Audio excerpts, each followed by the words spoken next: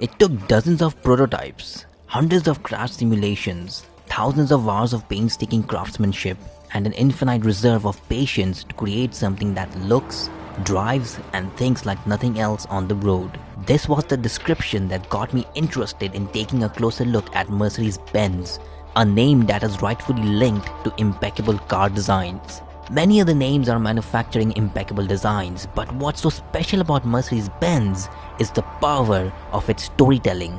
Watching their commercials, you can undoubtedly say that Mercedes-Benz deeply cares about the kind of stories which are portraying an incredible image for the cars it designs. Inevitably, there have been a few mediocre stories now and then, but nothing too intense that would rub off all the great stories they've told so far.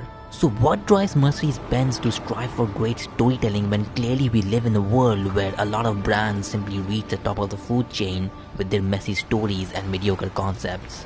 The answer lies in the life journey of the two men who found Mercedes-Benz, Gottlieb Daimler and Carl Benz. Although the two men never met each other, on June 28, 1926, their respective companies that the two men helped usher to greatness agreed to sign a contract of merger and introduce to the world a new juggernaut in the making.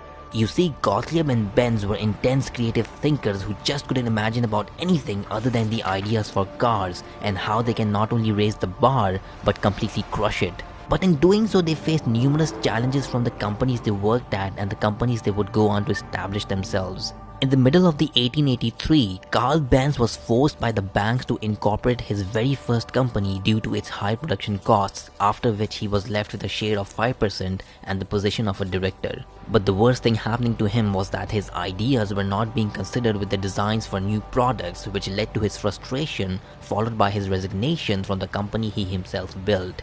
When a similar scenario happened to Gottlieb and he had no choice but to incorporate his company called DMG, he tried to gain majority control of the company's direction but failed. This led to him selling out his shares and resigning from his own company as well.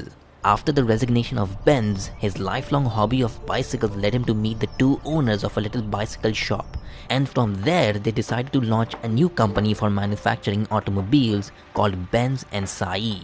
From that point and onwards, it was pretty much success and accomplishments down the road for Carl Benz, as he would go on to establish another company side by side called Benz Sone. As for Gottlieb, after he resigned from his company, he designed a new kind of an engine with the help of a collaborator that would go on to beat DMG's cars in a race from Paris to Rouen. After the defeat, Gottlieb was offered a heavyweight position back into the company he built himself, which he accepted along with 200,000 gold marks in shares. These two men were intellectual fighters, with all their battles being about coming up with great ideas and having the control to make sure those ideas see the light of the day. The storytellers at Mercedes-Benz clearly understand what Carl Benz and Gottlieb Daimler stood for and what image they meant to portray to the world about their psychology, mind and ideas. These storytellers took that image and successfully portrayed about how Mercedes-Benz is unstoppable in crazy weathers and how nothing would make a driver more faithful to its car than a car more faithful to its driver. These stories are not just creative concepts out of the imagination of the storytellers at Mercedes-Benz, but these are little pieces and fragments out of the imagination that belonged to the founders of Mercedes-Benz. If you understand what the storytellers are trying to say over here, you will understand the vision that revolutionizes an industry forever.